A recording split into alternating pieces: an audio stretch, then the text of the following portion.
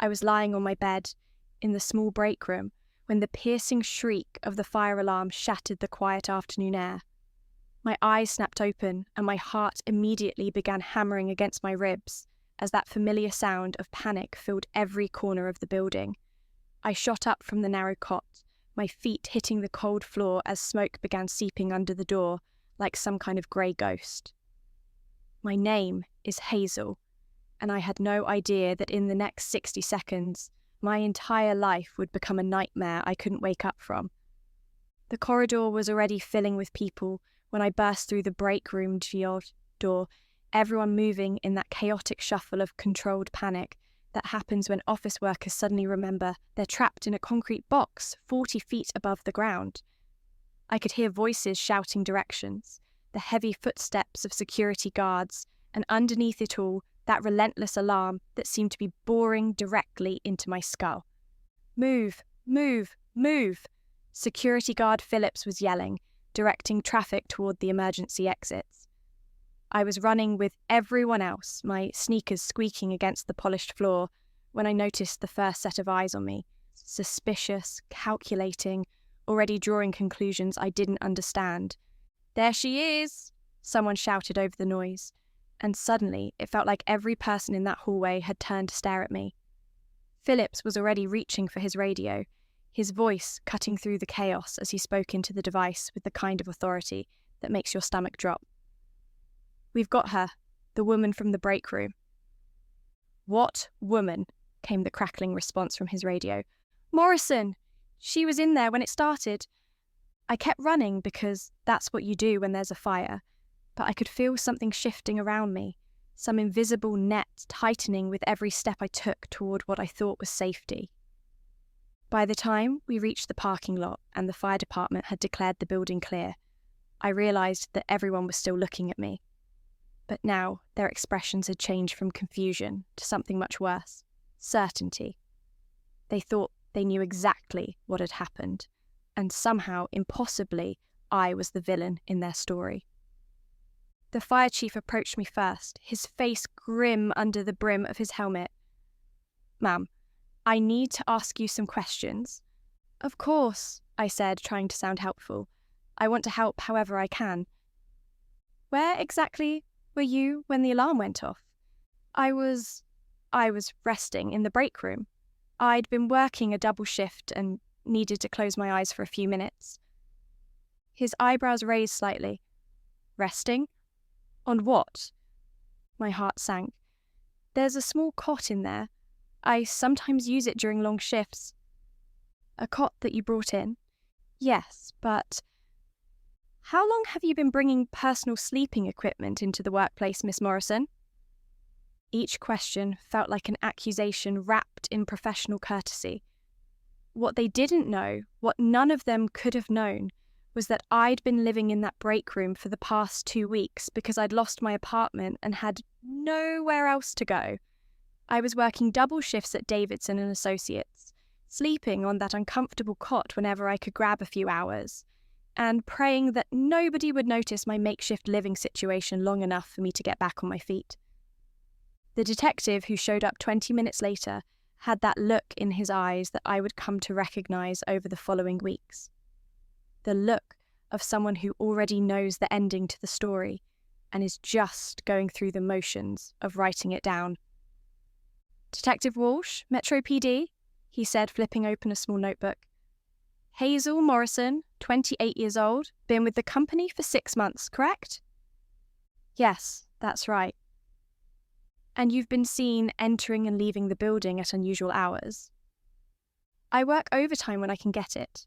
I need the money." "Need the money for what, exactly?" I hesitated, and that hesitation was apparently all he needed to see. "I have some financial difficulties right now." "What kind of difficulties?" I lost my apartment a few weeks ago. I've been trying to save up for a new place." Detective Walsh's pen moved across his notepad. "So you've been homeless for how long?" When he said it like that, it sounded damning, like evidence of some premeditated plan rather than the desperate attempt at survival it actually was. But here's what's strange about being wrongly accused of something. The harder you try to explain your innocence, the more guilty you sound. When I told them I'd been sleeping in the break room, they heard someone with intimate knowledge of the building's layout. When I explained that I'd been working late shifts, they heard someone establishing an alibi. When I insisted that I would never hurt anyone, they heard the kind of thing that guilty people always say. That's when Sarah stepped forward, her phone clutched in her manicured hand like a weapon. Sarah worked in accounting, 2 floors up from me, and we'd shared maybe a dozen conversations in the 6 months I'd been at Davidson and Associates. Pleasant conversations, I thought. She'd even offered to help me find a roommate when she overheard me mentioning my housing troubles to someone else a few weeks back. "Officers," she said, her voice dripping with concerned authority, "I think there's something you should know about Hazel's situation." Detective Walsh looked up from his notepad. "And you are?" "Sarah Williams. I work in accounting. Hazel and I have talked several times recently, and I'm worried about her mental state." "My mental state?" I stared at her in disbelief. "Sarah, what are you talking about?" She wouldn't meet my eyes. "You've been acting really strange lately, Hazel. Coming in at all hours, looking dishevelled, seeming really on edge, like someone under a lot of pressure. I told you I was having housing problems. You offered to help me find a roommate." "Yes, and during that conversation, you said some things that worried me."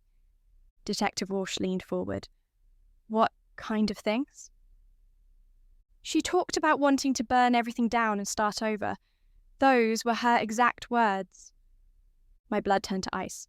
"That's not what I meant. I was speaking metaphorically."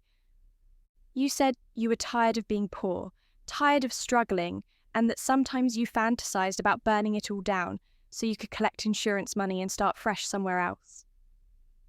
"I never said anything about insurance money." I was shouting now, but I could see how desperate I sounded. How exactly like something a guilty person would say when their own words were being used against them. Because she was partially right. I had talked about burning everything down. But I'd meant it the way anyone means it, when they talk about wanting to escape their problems. I'd been talking about my life, my situation, my desire to leave my troubles behind, not literally burning down the building where I worked. Detective Walsh was writing furiously. "Miss Williams, when exactly did this conversation take place?" "Last Tuesday. We were in the elevator together and she seemed so desperate. I tried to be supportive, but the things she was saying scared me." "This is insane," I said. "Sarah, you know that's not what I meant. You were being nice to me, asking about my situation, and I was venting about my problems. You know I would never hurt anyone." Sarah finally looked at me, and what I saw in her eyes made my blood run cold. It wasn't confusion or fear or even misplaced concern. It was satisfaction.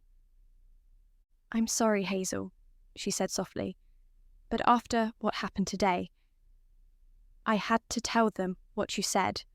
I can't keep quiet when people might be in danger." Detective Walsh closed his notebook with a snap. "Miss Morrison, I think we need to continue this conversation downtown." "Am I under arrest?" "Not yet, but I strongly advise you to come voluntarily for questioning. This is a serious matter and your cooperation would be noted." As we walked toward his unmarked car, I caught Sarah watching us from across the parking lot. She was standing with a small group of my co-workers, and they were all staring at me like I was some kind of dangerous animal they'd never seen before.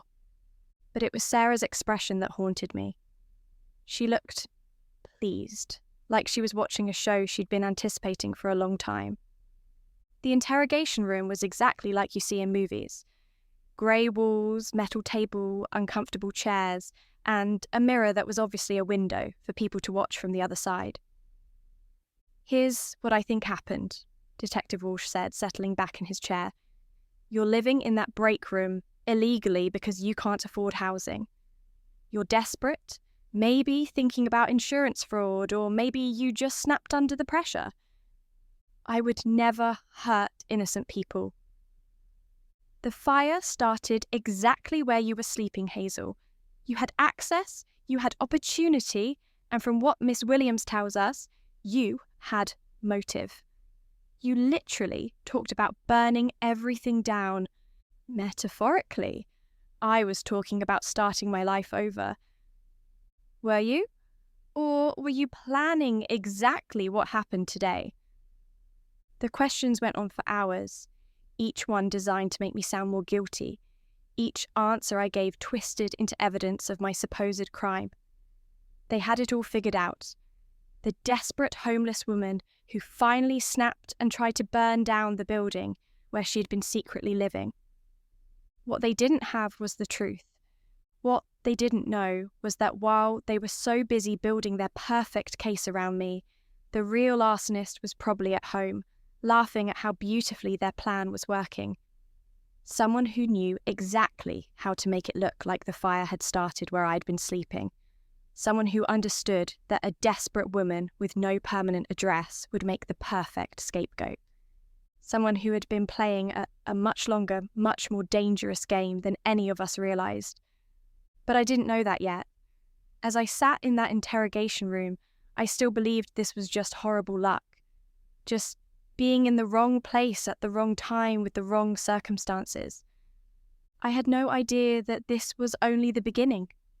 I had no idea that 3 more fires were coming over the next 2 weeks, each one more carefully planned than the last, each one designed to make my guilt seem more obvious while the real perpetrator perfected their technique.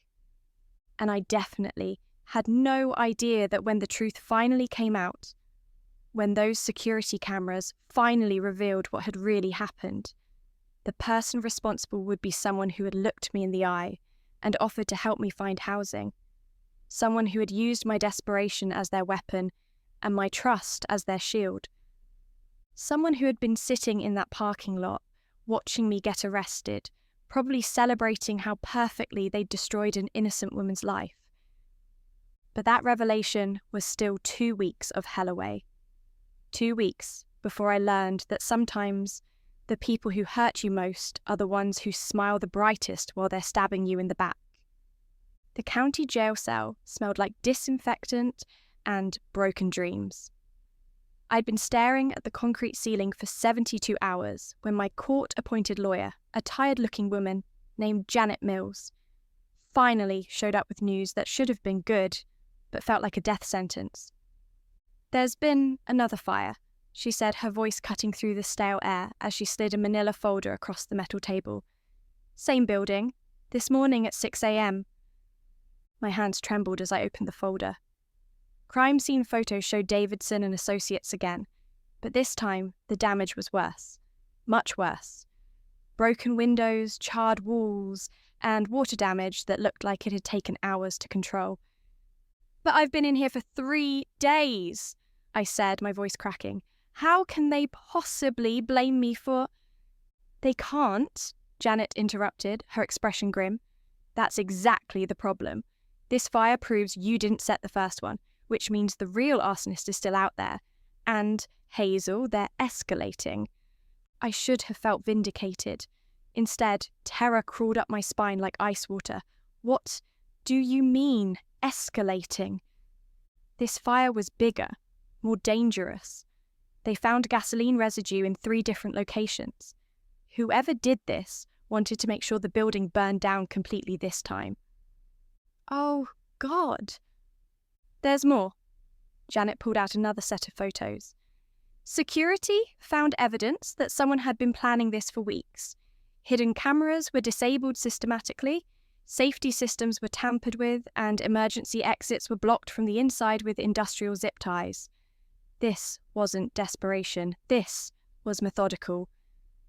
The weight of realization hit me like a sledgehammer. While I'd been sitting in this cell, convinced my nightmare was over, someone had been out there proving just how dangerous they really were. But instead of clearing my name quietly, they had made sure everyone knew this was far from finished. Detective Walsh arrived 2 hours later, looking like he'd aged 5 years in 3 days.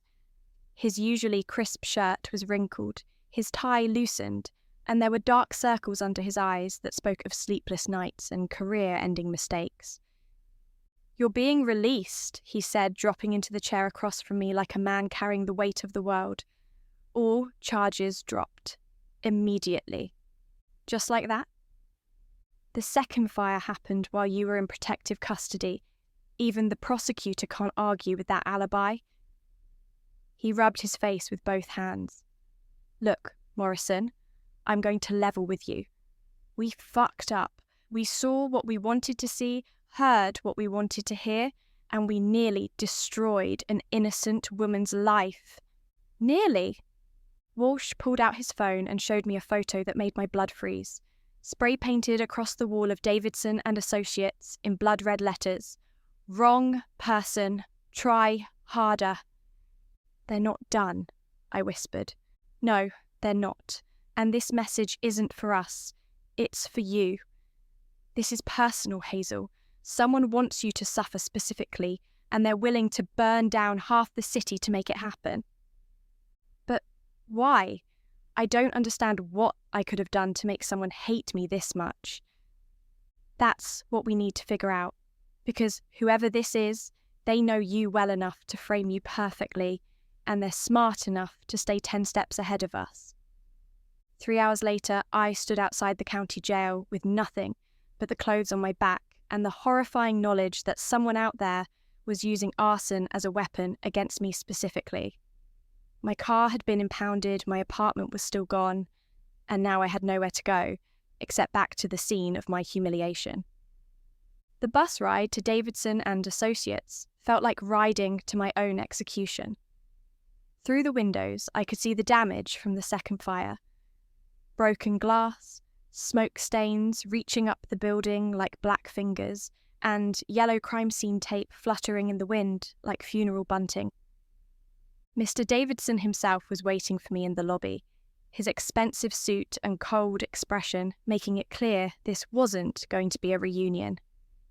"Miss Morrison," he said, his voice carrying the authority of someone used to firing people before breakfast, "I think we need to discuss your future with this company." "My future? I was innocent. The charges were dropped." "Yes, and I'm sure that's a great relief. However, the circumstances surrounding your living arrangements here, combined with the negative publicity and the fact that our building has now been targeted twice." He spread his hands like he was explaining something to a child. "I'm sure you can see how your continued employment would be problematic." "Problematic? Someone framed me for arson and you're firing me because it was inconvenient." I'm terminating your employment due to violation of company policy regarding unauthorized use of company facilities. Your decision to live in our break room was completely inappropriate and potentially illegal." "I was homeless. I was trying to keep working while I figured out my housing situation." "And while I sympathize with your personal challenges, policies exist for a reason. We simply cannot have employees treating our facilities as their personal residence." His tone suggested he found my poverty personally offensive. "Security will escort you to collect any personal items, and your final paycheck will be mailed to whatever address you can provide." The security escort through the building was a walk of shame that burned worse than any physical fire. Co-workers I'd worked beside for months now stared at me like I was something contagious, whispering behind their hands as I passed. Some looked sympathetic, but most looked relieved, like they were glad the dangerous person was finally being removed from their safe space. The elevator ride to the 3rd floor was the longest 30 seconds of my life, especially when Sarah Williams stepped in just as the doors were closing. She looked perfectly composed in her crisp navy business suit, her makeup flawless, her expression carefully arranged into concerned sympathy. "Hazel," she said softly as the elevator began its climb. "I'm so sorry about everything that's happened to you." I studied her face, looking for some crack in that perfect mask of concern. "Are you—" "Of course I am. I feel terrible about having to tell the police what you said about burning everything down, but when there was actually a fire. She shook her head sadly. I was terrified that I hadn't taken your words seriously enough to prevent someone from getting hurt. You knew exactly how those words would sound when you repeated them to Detective Walsh. I was trying to help the investigation, Hazel. I never wanted you to get arrested. I thought the police needed to know about your state of mind, that's all. The elevator dinged at the 3rd floor, but as the doors started to open, Sarah stepped closer to me.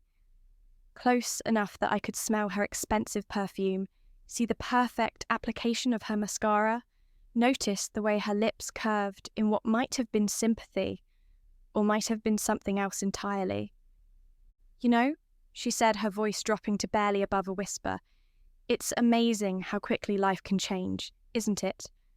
One day you're working here, trying to get back on your feet, and the next day you're unemployed and homeless again. Makes you wonder what you did to deserve such terrible luck. The doors finished opening, but Sarah didn't move. She stood there, blocking my exit, her eyes locked on mine with an intensity that made my skin crawl. I mean, some people just seem to attract disaster, don't they? Like they're magnets for bad things happening. It's almost like the universe is trying to tell them something. What are you trying to tell me, Sarah? Her smile widened, and for just a moment, I saw something underneath the concern that made my blood turn to ice, something cold and calculating and satisfied. Just that you should be careful, Hazel. The world can be such a dangerous place for someone in your position, someone with no job, no home, no one to look out for them. She stepped aside, finally allowing me to exit the elevator. Take care of yourself. As I walked toward my former desk to collect my few personal belongings, I heard her heels clicking confidently down the hall in the opposite direction. But just before she turned the corner, I looked back and caught her watching me with an expression that had nothing to do with sympathy. She looked pleased, satisfied, like someone who just watched their favourite movie and was already looking forward to the sequel. That night, sleeping in my car in a 24-hour diner parking lot, with my meagre possessions in a cardboard box beside me, I got a call that changed everything. There's been a 3rd fire, Detective Walsh said without preamble, his voice tight with exhaustion and something that might have been fear. Different building this time, office complex downtown. When? 2 hours ago. But Hazel, this one's different. Different how? Bigger, more dangerous. They used enough accelerant to take down the entire building, and they disabled the sprinkler system first. If the fire department hadn't gotten there when they did, we'd be looking at a death toll instead of just property damage. I gripped the phone tighter. Did anyone get hurt? 3 people hospitalized for smoke inhalation. But that's not why I'm calling. His voice dropped lower. The arsonist made a mistake this time. They were seen on security camera leaving the scene, and we got a partial license plate. We're running it now. Do you think you'll catch them? I think they're getting careless. Or maybe they want to be caught. People like this, they usually want credit for their work eventually. They want everyone to know how clever they are. What about me? Am I safe? There was a long pause that spoke volumes. I don't know, but Hazel, I need you to think carefully. Really think. Is there anyone in your life who might want to see you suffer? Someone who had access to your workplace, knowledge of your situation, someone who could have planned all this? I thought about Sarah's eyes in that elevator, about her perfect timing in discovering me during the first fire, about how she'd positioned herself as a concerned witness while feeding the police exactly the narrative they needed to arrest me, about the satisfaction in her voice when she talked about my terrible luck. Maybe, I said carefully, but I need to be sure before I make any accusations.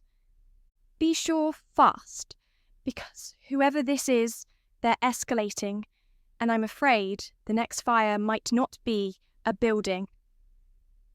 The next morning, I used the last of my cash to buy coffee at a diner across from Davidson and Associates, and settled into watch. I had nothing left to lose except my life and a growing certainty that Sarah Williams knew more about my situation than any helpful co-worker should. At 12:30 sharp, Sarah emerged for lunch, walking with the confident stride of someone who owned the world. I followed her 6 blocks to a small upscale cafe, where she ordered a quinoa salad and pulled out her phone. From my corner table, I watched her scroll through news articles about the fires. What made my blood run cold wasn't just that she was reading about them. It was the small, satisfied smile that played at the corners of her mouth as she read each headline. But what confirmed my worst fears happened next. She took a screenshot of an article about my release from jail and then opened her text messages. I couldn't see exactly what she typed, but I caught enough. Phase 1 complete, moving to Phase 2. Then she made a phone call. "It's working perfectly," she said, her voice carrying just far enough for me to hear. "She's completely isolated now. No job, no home, no credibility. When the next one happens, everyone will assume she finally snapped completely." My hands were shaking so badly I could barely dial Detective Walsh's number. "I know who's doing this," I said when he answered. "Who?" "Sarah Williams.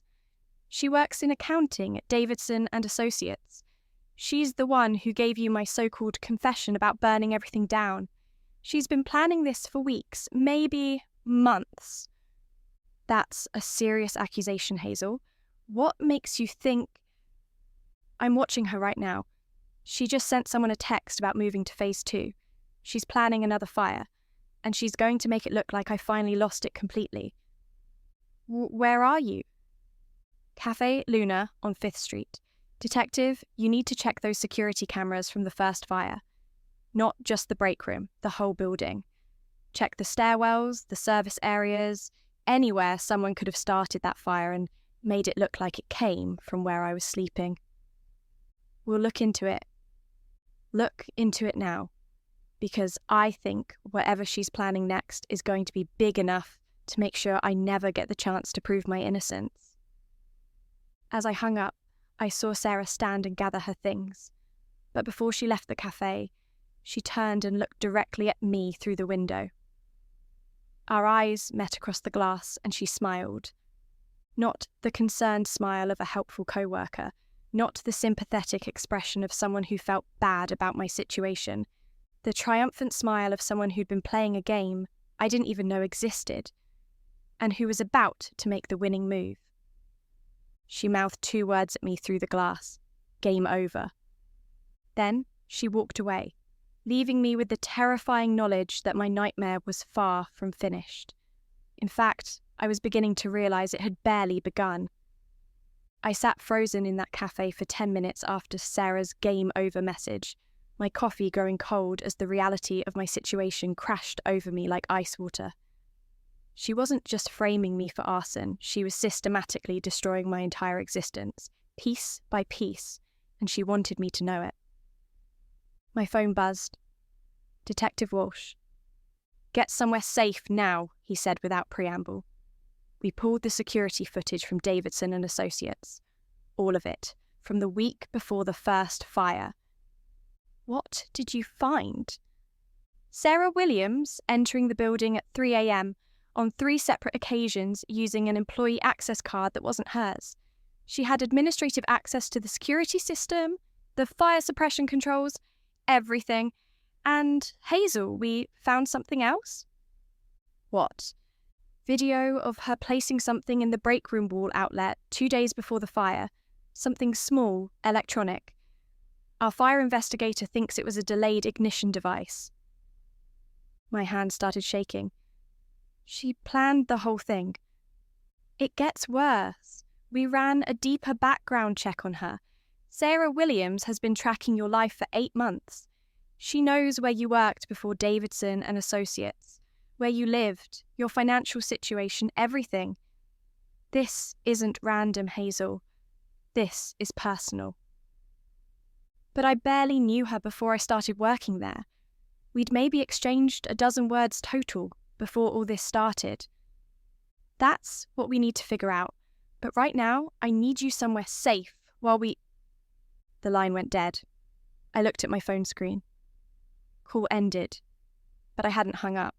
That's when I noticed the black sedan that had been parked across the street when I arrived at the cafe was gone, and Sarah's white BMW was now sitting in that exact spot, engine running. She was watching me. I grabbed my purse and headed for the back exit, but as I pushed through the rear door into the alley, Sarah was already there, leaning against a dumpster like she'd been waiting for me all day. "Hello, Hazel," she said, her voice calm and conversational. "I think it's time we had a real conversation." "Stay away from me," I said, backing toward the street. "Oh, I don't think so. We're just getting to the good part." She pushed off from the dumpster and started walking toward me slowly, deliberately. "You still don't remember me, do you?" "Remember you from what?" "Morrison Elementary School, 3rd grade, Mrs. Peterson's class." Her smile was cold as winter. "You really don't remember the little girl whose life you destroyed?" My mind raced, trying to place her face in memories from 20 years ago. "I don't know what you're talking about." "Of course you don't. Why would the perfect little Hazel Morrison remember the scholarship kid whose family got kicked out of the district because of her lies?" And then it hit me like a freight train. Sarah Caldwell, the quiet girl who sat in the back of the class, who wore the same 3 outfits over and over, who got free lunch but pretended she wasn't hungry. The girl who, "Oh my God," I whispered, "the art contest." "Now, you remember." Her eyes glittered with 20 years of buried rage. "The district-wide art contest with the $500 prize. The money my family desperately needed to keep our apartment." The memory came flooding back in horrible detail. I'd been 8 years old, desperate to win that contest because my parents had promised me a new bike if I placed first. When I saw Sarah's painting, a beautiful watercolour of her grandmother that was obviously going to win, I'd panicked. "I told Mrs. Peterson that you copied it from a book," I said, the words barely audible. "You told her I'd traced it from an art book in the library. You even brought in a similar painting to prove it. And because you were Hazel Morrison, the teacher's pet from the good family, and I was just the poor kid with the single mom, she believed you." "Sarah, I was 8 years old. I didn't understand. They disqualified me. Not only did I lose the contest, but they suspended me for cheating.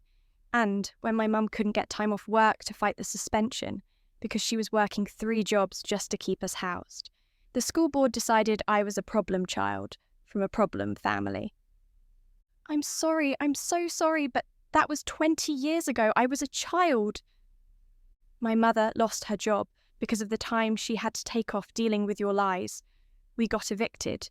We had to move out of the district, away from my school, my friends, everything I knew." Her voice was getting louder, more intense. "Do you know what it's like to watch your mother cry herself to sleep every night because her 8-year-old daughter is being called a cheater and a liar?" I tried to tell the truth later, but what? It was too late? The damage was done? How convenient.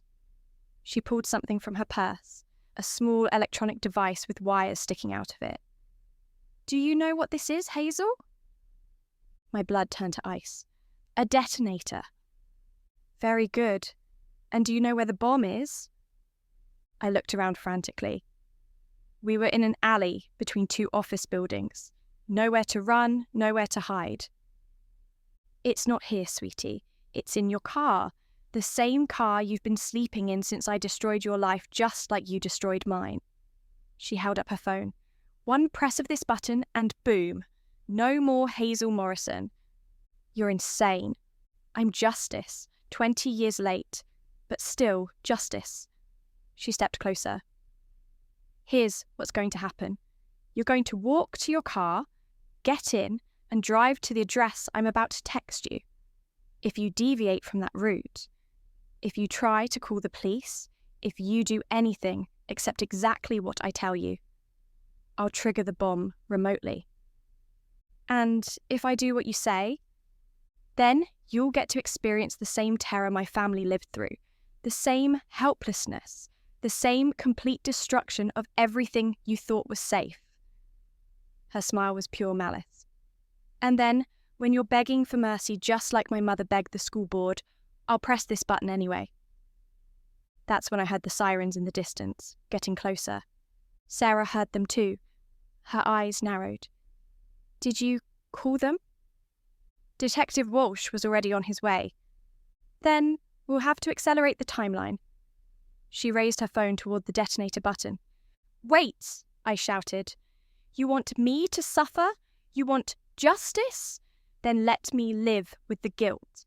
Let me spend the rest of my life knowing what I did to your family. Death is too easy. Make me live with it instead. She paused, considering. Interesting, but not satisfying enough. That's when Detective Walsh's voice boomed from the mouth of the alley. Sarah Williams, drop the device and step away from Miss Morrison. Sarah spun around, the detonator still in her hand. Stay back! I'll kill her! The bomb squad is already disarming the device in her car, Sarah. It's over. No, it's not over. It's never over. She turned back to me, her face twisted with rage. You destroyed my entire family with your lies, and now you get to walk away again while I lose everything. I was 8 years old, I screamed back. I made a terrible mistake, but I was a child. You've spent 20 years planning to destroy an innocent woman for something a child did. Innocent? You were never innocent. You were a spoiled little princess who took whatever she wanted and let other people pay the price. The sirens were getting closer, and I could see Detective Walsh and 3 other officers moving into position at both ends of the alley. It's over, Sarah, Walsh called out. Drop the detonator.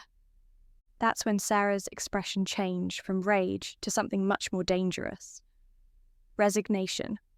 The look of someone who decided that if she couldn't have justice, she'd settle for revenge.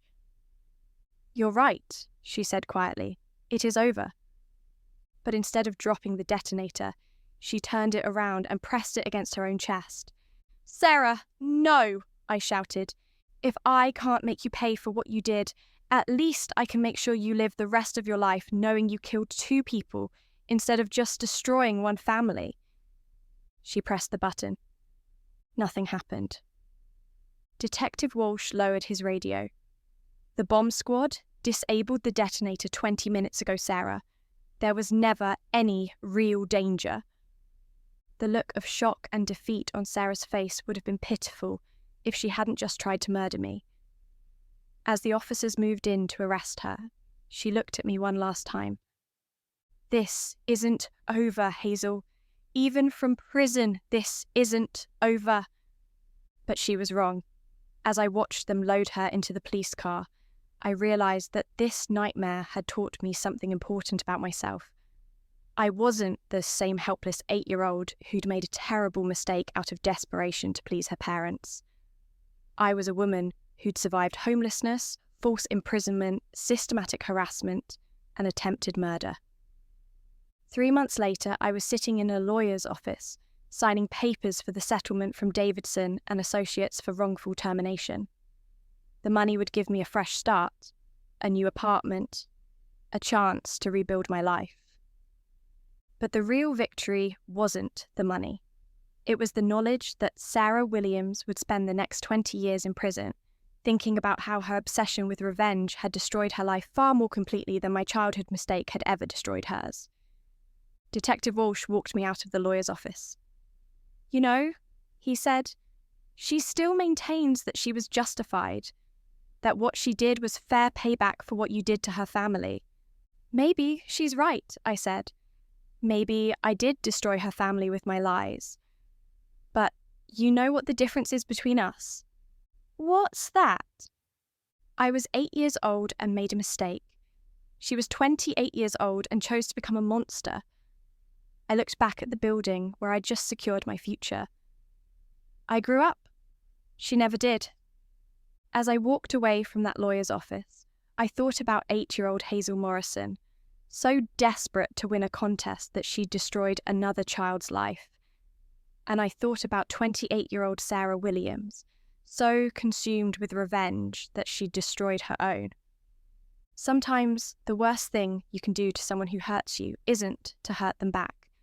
Sometimes it's to become a better person than they ever were and let them watch you succeed despite everything they did to stop you. Sometimes the best revenge is proving that their hatred couldn't break you. And sometimes the person who tries to destroy you ends up destroying themselves instead. Sarah Williams wanted to make me pay for ruining her life. Instead, she taught me how strong I really was. And that was worth more than any revenge could ever be.